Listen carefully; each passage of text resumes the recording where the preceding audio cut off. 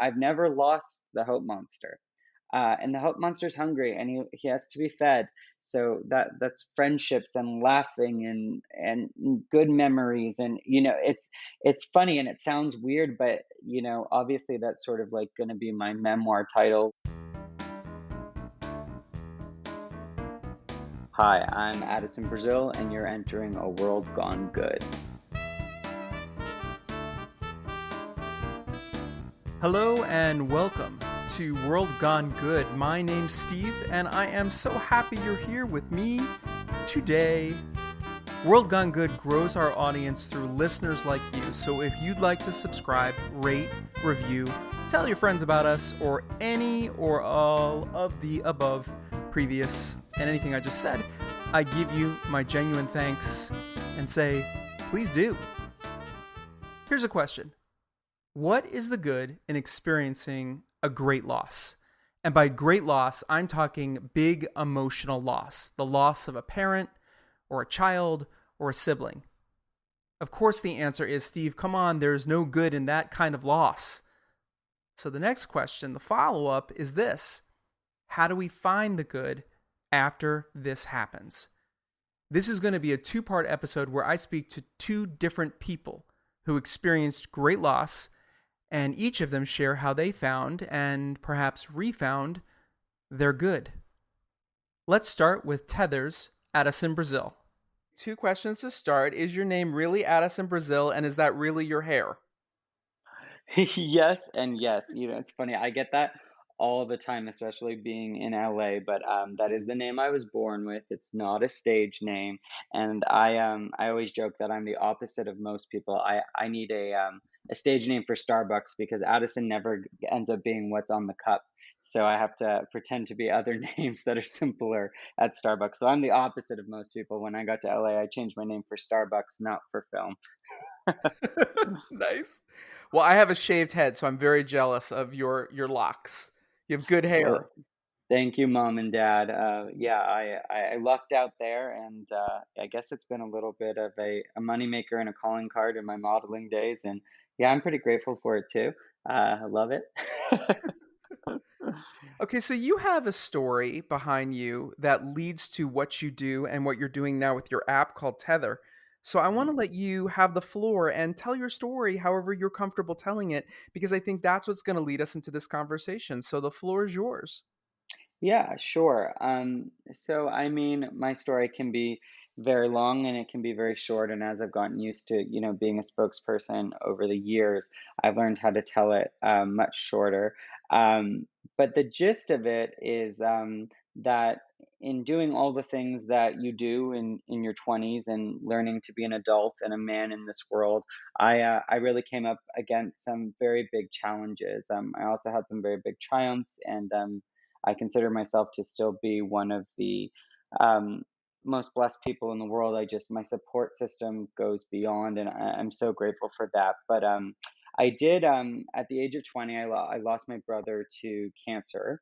And out of that experience, I started a foundation for children and families affected by brain tumors, which is called Team Brother Bear. And it still runs to this day in affiliation with Sick Kids Hospital in Toronto. Um, and then I went and I finished school. I danced on scholarship. I got to perform. I did a lot of fun things, traveling the world. And they say that losing a child is the hardest thing that somebody can go through. And I always say I had all eyes on my mom when my brother passed, and it turned out that my dad was struggling very silently, and he by the time he asked for help, he had kind of a quick turnaround, and we ended up losing my dad to suicide in July 2012. And I was the one who was kind of looking after him at that point. I guess the most trusted person in his circle, and I was also the one who found him. So I was introduced sort of into what it feels like to have compounded grief, PTSD, and sort of the sadness, anger, and mixture of emotions that kind of come with, being 23 years old and suddenly being the only boy left in your big family. So, needless to say, personally, no matter what I was doing, when I decided to move out to LA, mental health has always been a very, very strong focus for me. And I was very committed to not just surviving what I had been through, but thriving. And I know that sounds kind of catchy, but I actually didn't know until I met a coach and a mentor years later that's possible, and that's really a frame of mind and a mindset. And I wanted that, and I was growing towards that. I kind of went to the ends of the earth for my mental health journey. I tried everything from coaching to therapy to meditation, just all the things that the wellness community has to offer and that mental health professionals could offer. And I did. I found my balance, and I prioritized my mental health, and sort of on the cusp of celebrating that. As you know, I went out to celebrate, and on the way home, I was in a horrible accident with my friend, and she passed on impact, essentially. And I was left hospitalized, relearning to walk, and sort of relearning what it meant to be a man at this point in my life, and how to operate and love and just show up in the world, because it was just so far from sort of anything that I ever dreamed of. And like I said, through all of that, I was so graciously supported by a support system that really does span the world. And my wealth of my life has come from cultivating meaningful relationships and having that support. Um, so those I guess those three events in my life could become, for a lot of people, it could, I guess, become, and it almost was something that sort of took me down, for lack of better words. I mean, there was about where, from the accident, I had chronic pain, and I became suicidally depressed at one point. And during that point, I actually connected with a friend of mine named Matt Zerker, who is the founder of Tether, and he just posted something on Facebook. He had lost a friend suddenly, and he was going through something deeper, and I could just tell. And I reached out to him and I said, "Look, I know we weren't really friends in high school, but hey, I'm here, and I understand on a deeper level what you might be going through." And I don't. I always say to everybody, like, no matter how much grief I've encountered, you have to honor your own journey, because it's so unique to every person and every loss, and every relationship. But we sort of had this relationship where we had both done this thing where we were just seeking help wherever we could get it, and trying to make sense of things. And it was this really beautiful, balanced, boundary driven relationship of peer support. And it just was going back through messages, and there were times where he was, feeling a little more in crisis, and I remember, taking the call and coaching him through that, and helping him to crisis resources, and then vice versa. And it wasn't on purpose then, but looking back now, it very much is sort of a beta of what Tether is, which is a men's mental health and well-being platform, and simpler said, an app that's available now on the App Store, for all men. And yeah, he kind of came up with the idea of Tether, and I remember at the time sort of being overwhelmed, and I was working for myself sort of as a conscious connector at the time, and I had a lot of people coming to me with ideas, because I'm really good at sort of brand building and taking something and making it something bigger. And I said, if when you're ready, you come back to me, like when we're past the idea, like if you really want to do this, I'm so in, and I'll throw all my resources at you. And he did. He sold his house. He quit his lucrative job as a hedge fund manager, and he found our other co-founders, Burke White and Denny Park, and he built Tether. And a few short months later, I kind of came back on board when they were at that stage, and we sort of all joined forces, and I've been involved in building the brand and the impact Tether has ever since. Okay, there is a lot that just happened that for Yes, us a all to lot. take in. Yes. When you're in it, do you remember at the time looking for a good, knowing there was a good, knowing there was another side? How did you bridge yourself? Yeah, it's interesting. I might have rolled my eyes a decade ago at someone who would say what I'm about to say, but after some deep work, like I can very clearly see in retrospect that I had a very specific curriculum, and I'm not gonna lie, like when we lost my brother, um, I did what a normal young guy in college would do, and I tried to sort of bury it with him. I tried to ignore my grief, and I didn't pay attention to it, and it showed up in other ways, and not necessarily over just necessarily destructively, just for me, it was actually an overachieving. I was overachieving to a level that was sort of at a deficit, and and the reason I say that is so after my brother, I kind of I lay it all out in the beginning, and then we can dive in wherever we want within the time confines. But specifically for my grief processes, as each grief process happened, and then of course with the accident, I'm not only grieving a friend, but I was grieving my life as I knew it, as far as my body and my injuries were concerned at the time. But yes, my friends closest to me, I would have like sort of these awful days, and then I would kind of write in a text like, but hope monster. And that kind of became my nickname, is that like sort of there's this thing inside of me that feeds off hope. And it's kind of funny. Like, I mean, I have a really dark, fun sense of humor. I went all the way through the groundlings in LA, and like, improv, and I've written comedy for other people, and I've written my own pilot.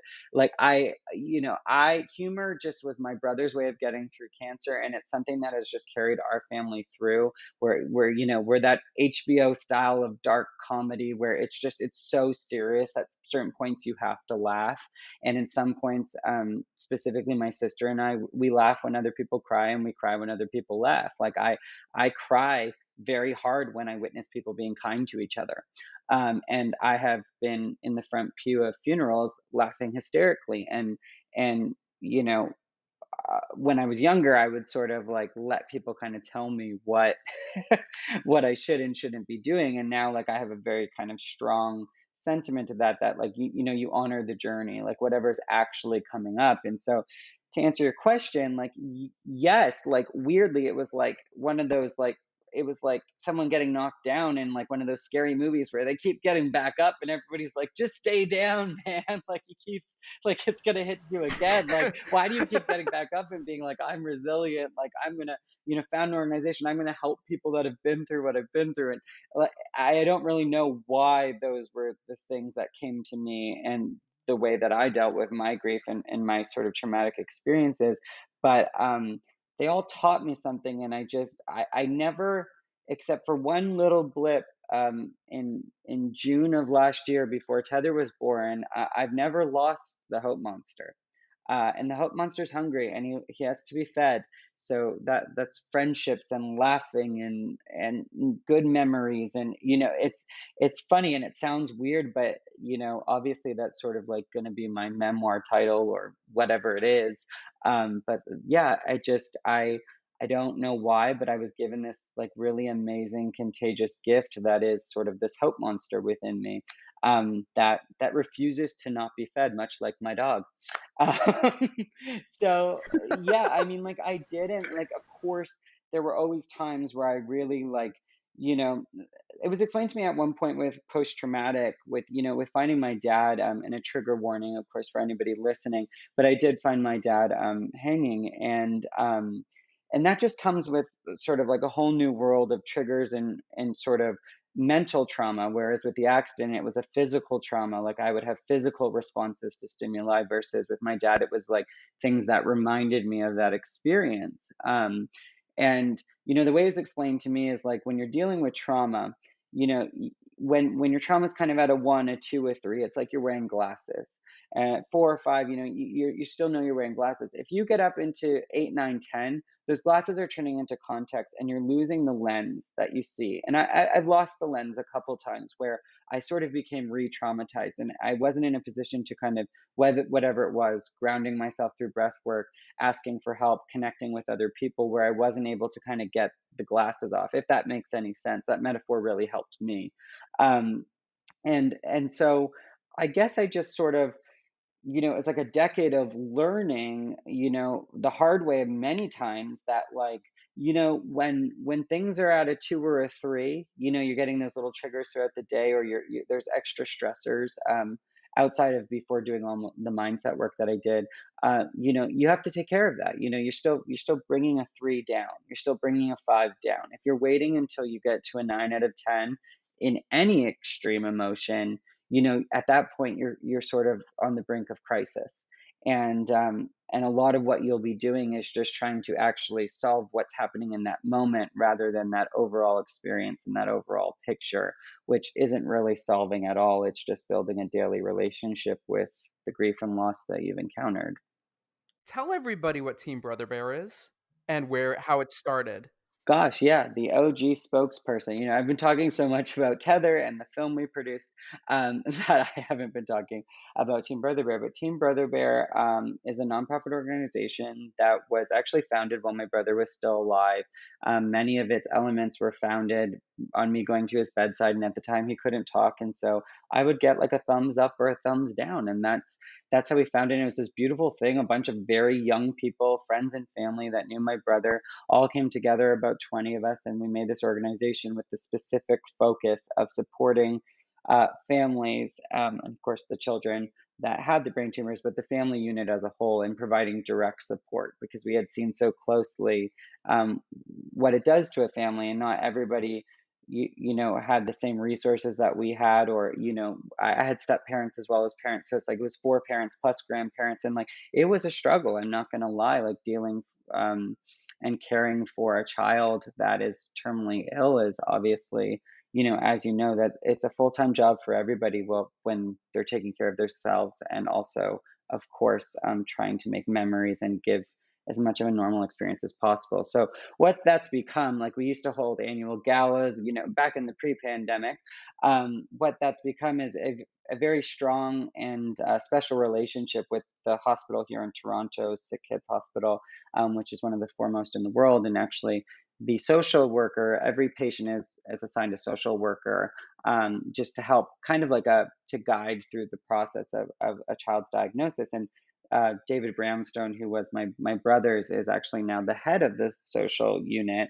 And so we work together every year around the holidays to give 5 to 10 families that are most in need whatever they need to make those holidays as special as possible, whether it's necessities, gifts, whatever it is, whatever we can do so that the family can focus on what matters most, which is just making memories and supporting and loving each other.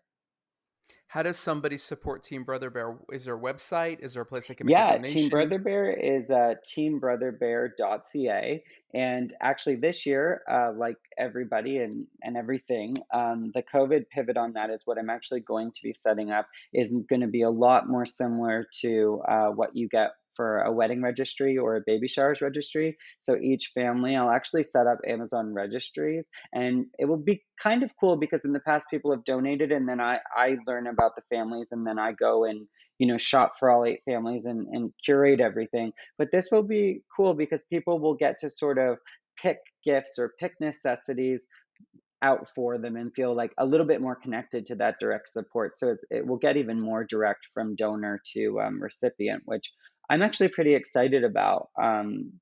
As much as shopping for 8 families every year the week of Christmas is as exciting as that sounds, to brave Walmart and all the shops on that week, and then deliver everything by Christmas Eve to the hospital. It is really special, and it sort of has become my Christmas.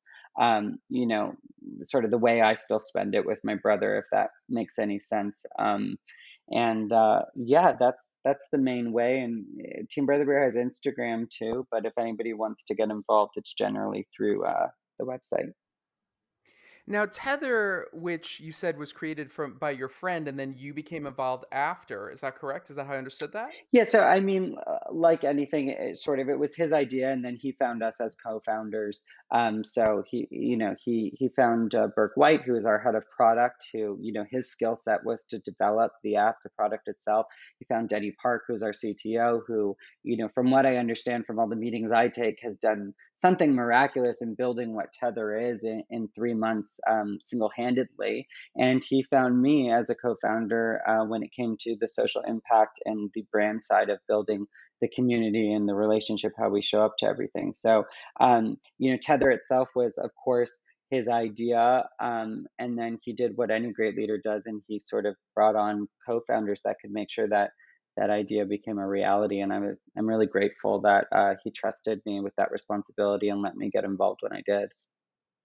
Is it mostly for men, or is it for men and women? So it's for men, and it is really in response to the hidden men's mental health crisis, as we call it. Our statistics showing that 75% pre-COVID, so this is all expected to be escalated, but pre-COVID, 75% of men are identifying with having stress, depression, or anxiety, and 40% saying that they wouldn't ask for help unless they already felt suicidal or inflicting self harm. And so that gap of those two statistics really guides us. And there's a lot of other statistics on, how men at at a certain age just feel lonely all the time, or feel like they don't have more than one person they can talk to things about. And from my point of view, I realized that the last decade just wouldn't have been possible. I don't think I'd be here today without the peer support I received and the support system I have.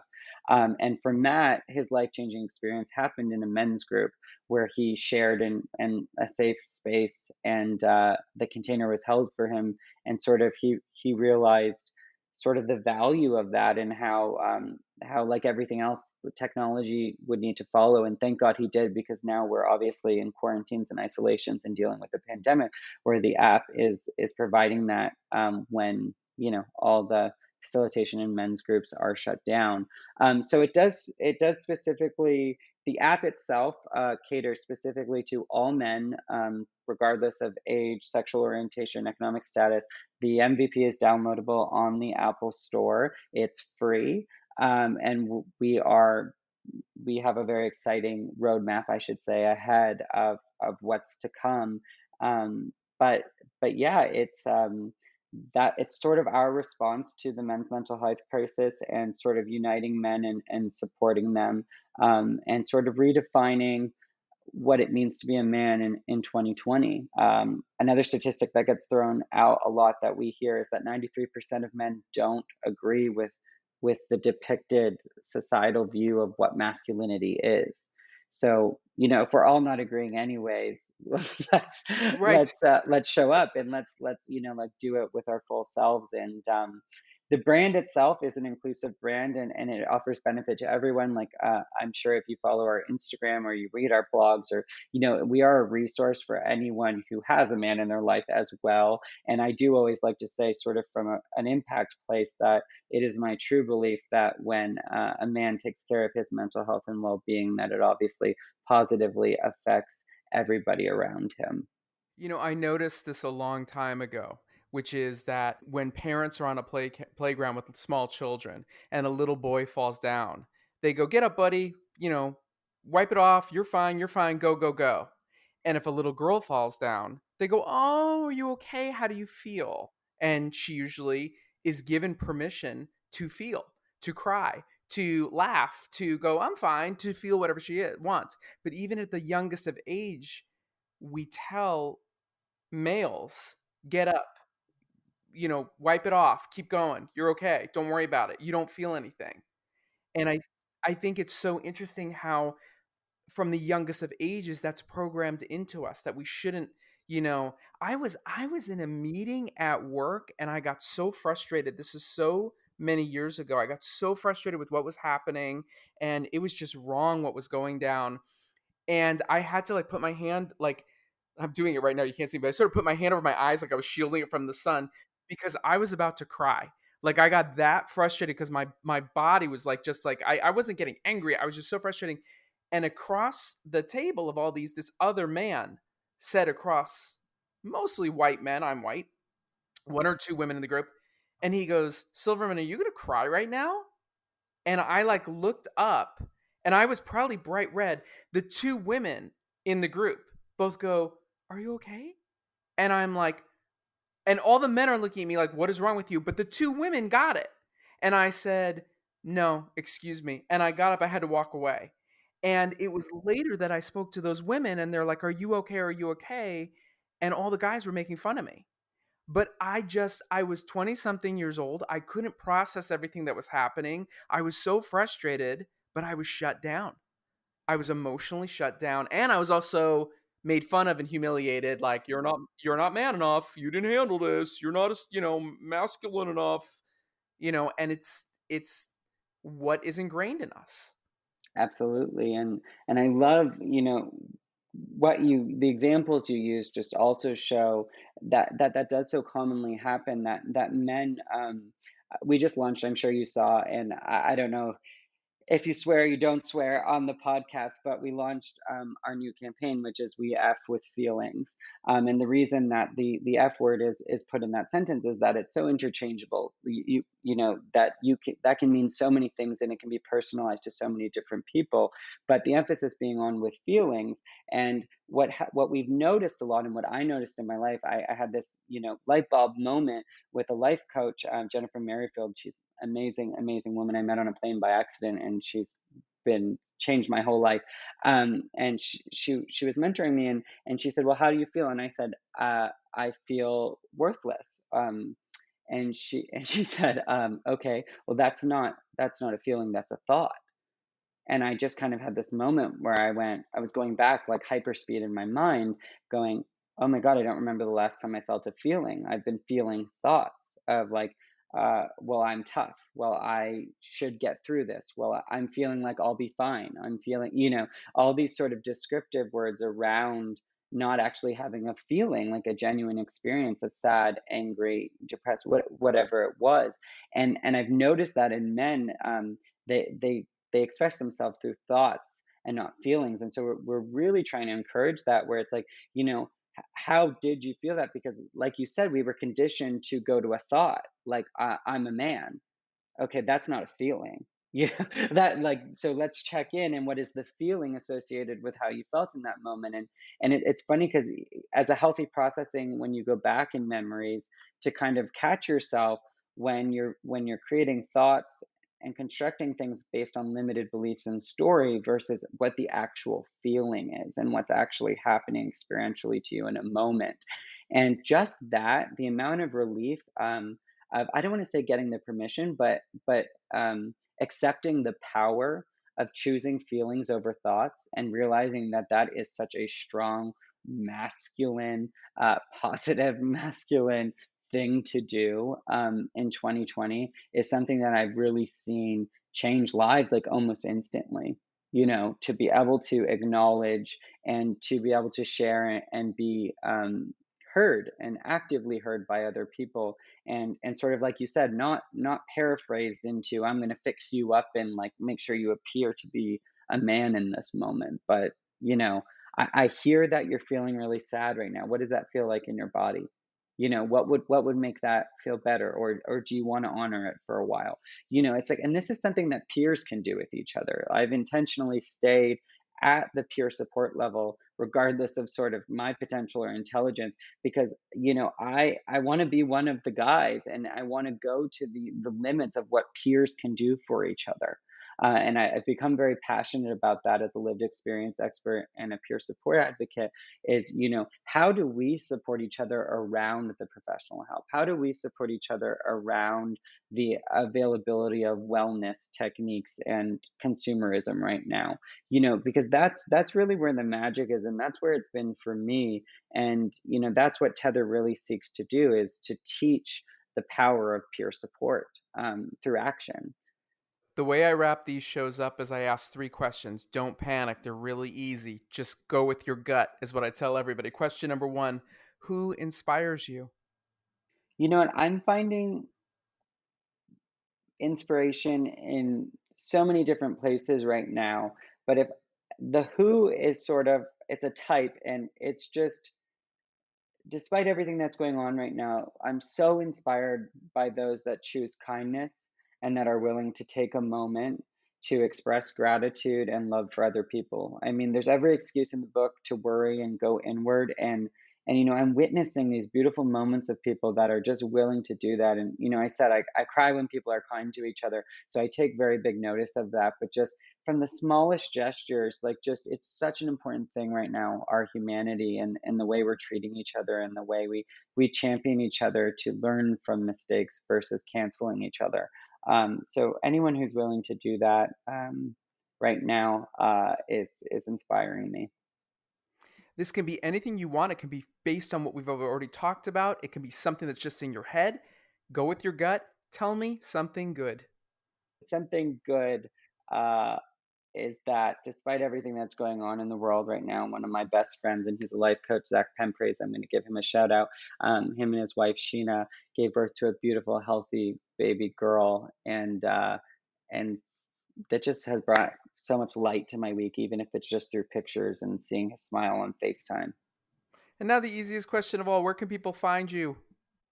Yeah, it's easy and it's hard because it's everywhere. I'm Addison, Brazil, Addison, Brazil like the country, but with an S, as my dad used to always say. And then Tethr is Tether, Tethr, for men on Instagram, and we're Tether, Tethr, on the App Store. And we are so grateful for all the men who have joined us, and even more so for all the people who champion us and share our message with the men who need us, or who maybe just would benefit from learning about what we do and how we gather. Thank you so much for having me, and yeah, also I'm just going to do a quick shout out.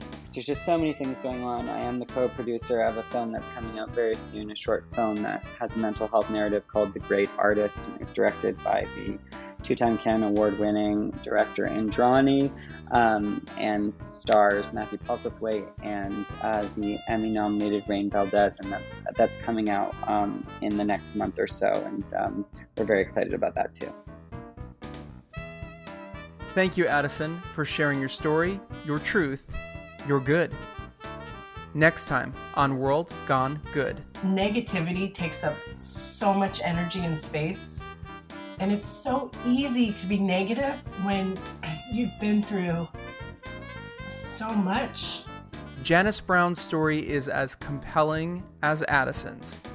It's part 2 of our episode exploring great loss and how we find the good after it.